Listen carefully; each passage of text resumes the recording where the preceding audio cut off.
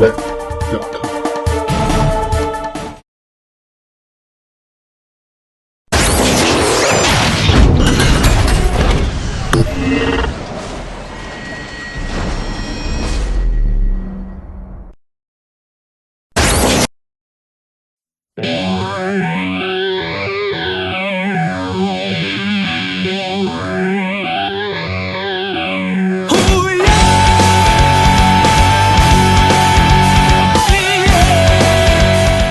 What's up, guys? This is Hans from the Eclectic Podcast, and today we're going to be taking a look at MP25 Cybertron Warrior tracks.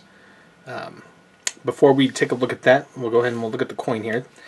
I got this from the guys over at TF Direct, and it did come with the coin with it. So you go ahead and open that up, and then it reveals the coin inside. I think put that up. And you can put that down that says MP25 or Masterpiece 25 Cybertron Warrior. But yeah, just thought I'd share that with you guys real quick. Get this folded back down. Close it back up. Take a look at the box real quick. Of course, it is our typical Masterpiece style box. Top Transformers Masterpiece tracks. At the bottom, of course, it is a Chevy Corvette Stingray on the front here. Shows them in bot mode, shows them in alt mode. Side of the box shows them in alt mode. Other side of the box shows them in bot mode. On the bottom, we do have the GM officially licensed logo. On the back, it just shows you his different modes here. Shows you kind of him to scale with a couple of the other figures, and then everything that's included inside. So let's go ahead and let's open this guy up and take a look at what all's in the package. Alright, here he is out of the package. We'll go through what all he comes with real quick. He does have Raoul, which is nicely painted. I mean, I guess take it for what it is. Yeah.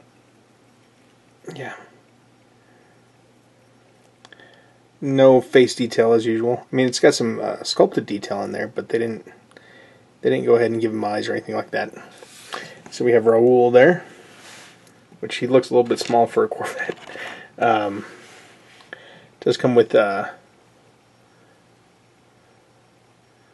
his little cannon here for his flight mode.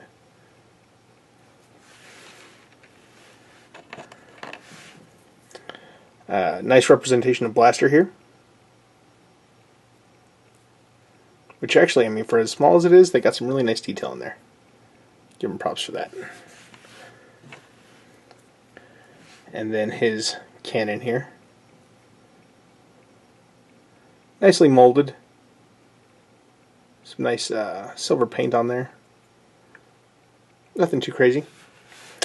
He also does come with the flight stand, which is really cool. Get this kind of out of the way.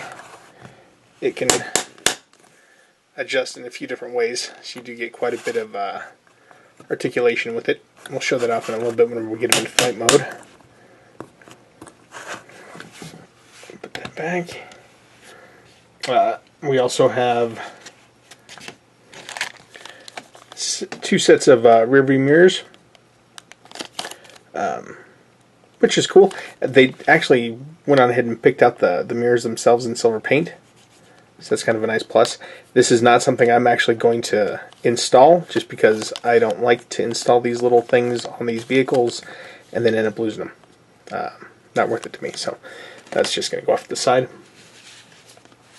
We also have the, I don't know what this stuff is. I guess some sort of a, maybe like preferred buyer, like a VIP kind of thing. So yeah, there's that. Spec card. Some really nice artwork on there of that. Really cool.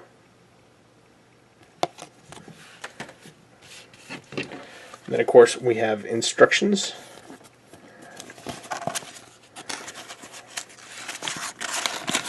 For tracks.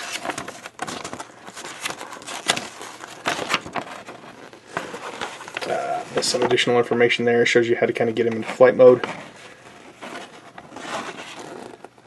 Shows you Raoul and Blaster, although I don't know who taught the Japanese how to spell Raoul, but that's not how you spell Raoul. Kind of just some other information here. Cool thing is his spec sheet inside of here actually is in English, so that's a nice plus. But yeah, then of course instructions are on the back side. Get that out of the way too. Here's the car in all of its beauty. The paint's actually really nice. It's not going to come through on the camera, but it's got some really nice silver flake all the way through it. There's the Corvette logo.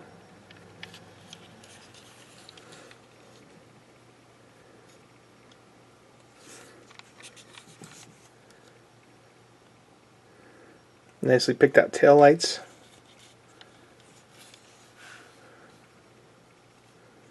Head, blue transparent on the back. Plastic tires, they're not rubber. The grille. Hood does open up. Reveals some sort of a Cybertronian engine. It's not a Corvette engine, that's for damn sure. Kind of work that back down.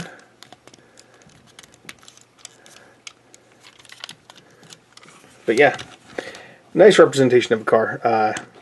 We'll go through him here in a moment, and we'll go through some of his different modes. Show you a couple different things that he has for tabbing features. You can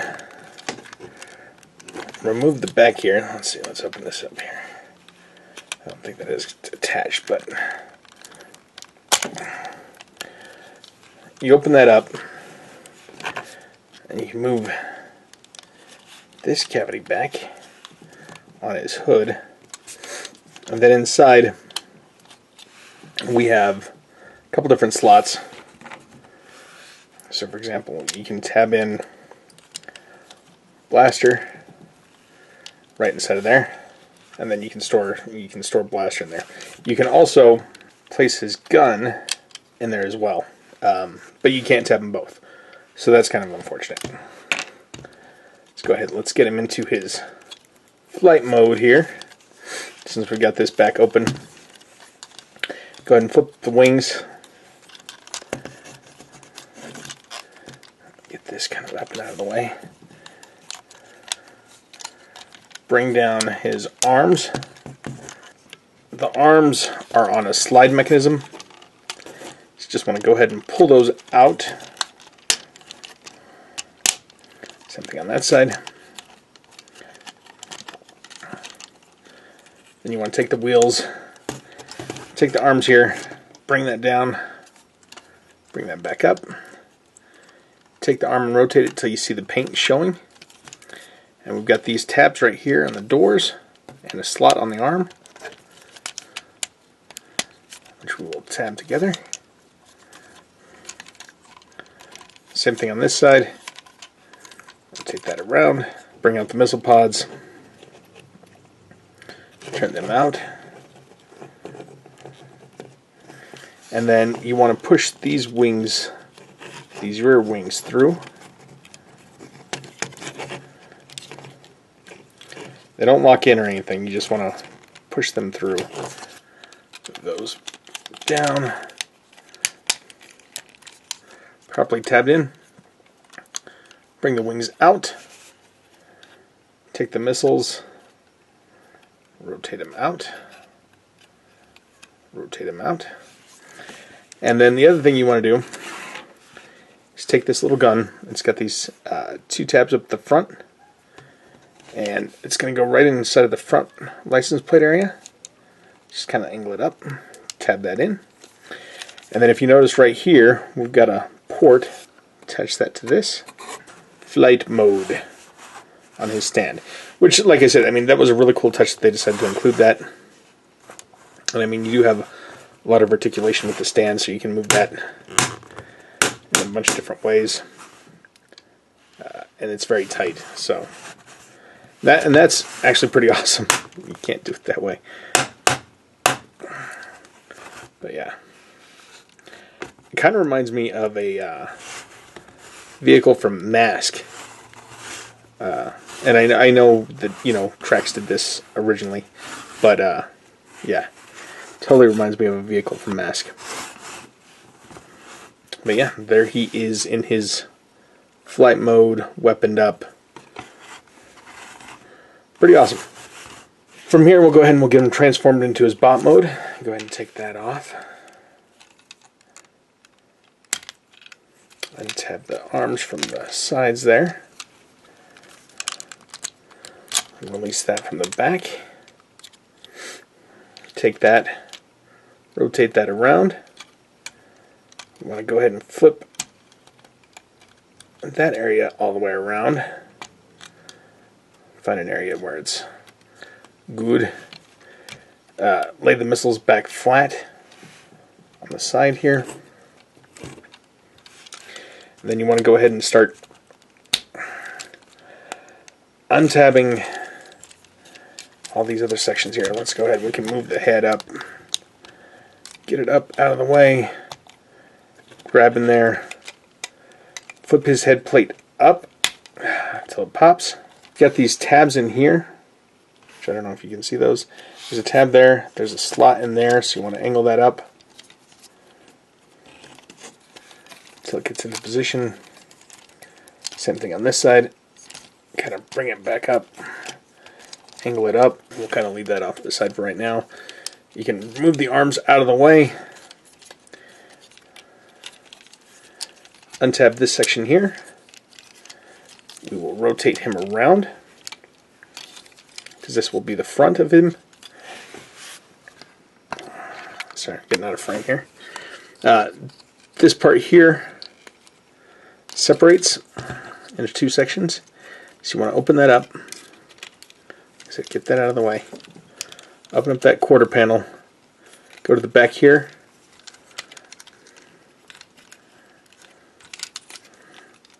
Get them up. And he has these two little tabs here. And they'll correspond to inside of there. So that kind of fills out his obliques right there on the side. Take this and rock that around. For the arms, you want to go ahead and flatten that out like that, and then flip this in, which does a nice job of filling in that gap, which is pretty cool. Same thing on this side. Take it, flatten it out, rotate that around. And the legs are actually pretty nicely done. It's kind of funky getting this stuff worked. Split all that down. Come down here, split this section down here. You want to untab these quarter panels on the front. Just kind of straighten out the knee, or the knee on there. Take this panel, and as you're bringing it up and around, you want to rotate that. And before we get too far, you want to take this piece, just rotate that down.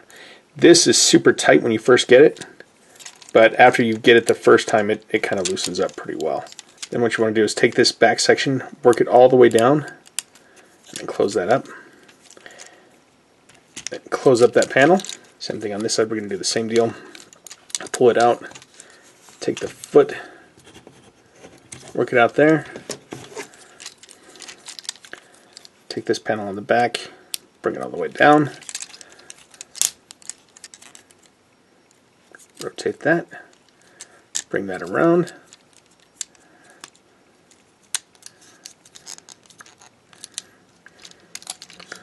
Close that up. And there he is, fully transformed. Not a terribly hard transformation, and for the most part he's pretty clean.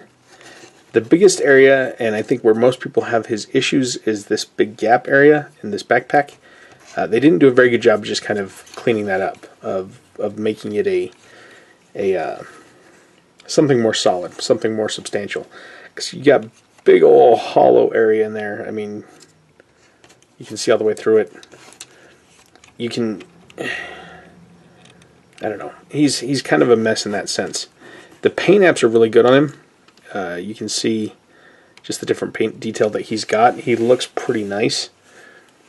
He's almost got like a swimmer's body, I guess, for an Autobot, just because of how slender he is all the way up. Let's take a look at his weapons. So I'll go ahead and open up his hand here.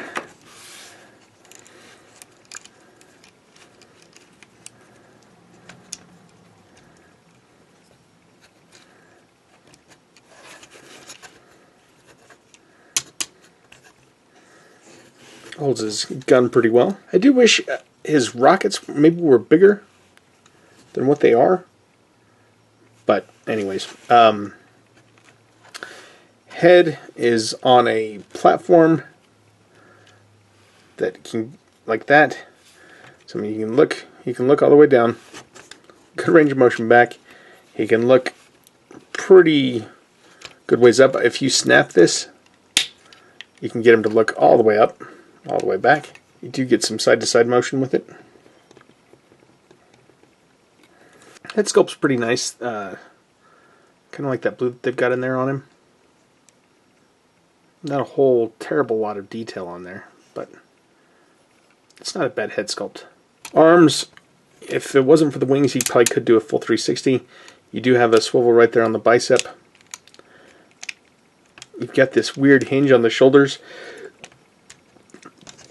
You've got an elbow that'll get you that far.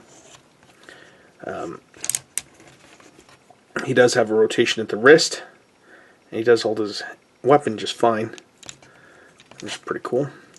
It is the typical Masterpiece hands, where it is just the the mitts, no separately articulated fingers or anything like that. For the thighs, they can go that far forward. If you lift up this skirt piece, you can get him all the way forward like that. Goes that far back before he gets caught up with his back kibble there. They will kick out just fine. You get an upper thigh swivel. You get a ratcheted knee bend, which will only get you about that far before it starts to get hindered.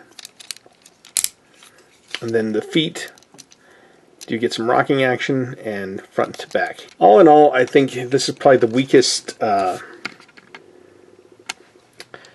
Masterpiece figure that Takara has done, just because there's certain things that just don't seem as solid as some of the other Masterpieces that we've seen so far. So this one, maybe this one's just a little bit rushed. I don't know. He's kind of spindly, if that's the proper word. But I think all in all, I mean, like I like the tempo printing on here. I like the paint. I like the little accents on his feet. A little red that you get. It's a nice plus. All in all, not a bad figure. Just not as exciting as I was hoping he was going to be. I don't know if I will get. I think it's Road Rage. I think is the female version of this. I don't know if I'll do that or not. But anyways, guys, if you have any other questions, leave them in the comments down below. Thank you for watching, and we will talk to you soon. Peace.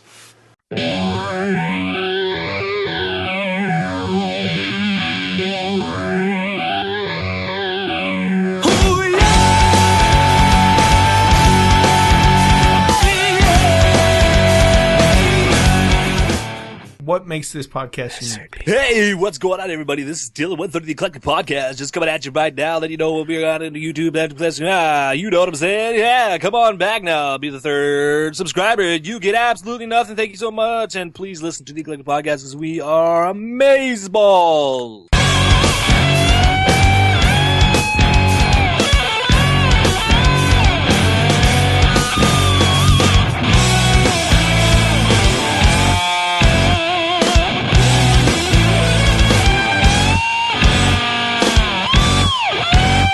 Yeah, we're probably not quoting Mel Gibson ever again.